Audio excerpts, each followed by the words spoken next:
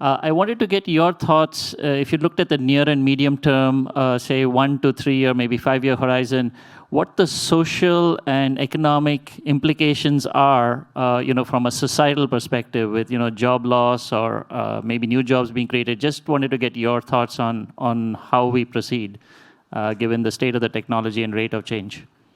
Yes, so the sort of the alarm bell I'm ringing is to do with the existential threat of them taking control. Lots of other people have talked about that, and I don't consider myself to be an expert on that, but there's some very obvious things that they're going to make a whole bunch of jobs much more efficient.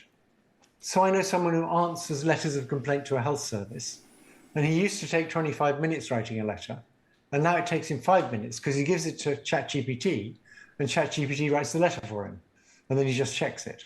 There'll be lots of stuff like that, which is going to cause huge increases in productivity. There will be delays because people are very conservative about adopting new technology, but I think there's going to be huge increases in productivity.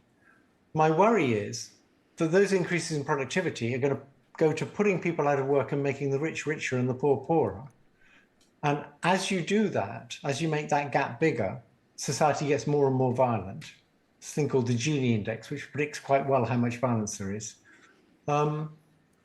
So this technology, which ought to be wonderful, even the good uses of technology for doing helpful things, ought to be wonderful, but in our current political systems, it's going to be used to make the rich richer and the poor poorer. You might be able to ameliorate that by having a kind of basic income that everybody gets, but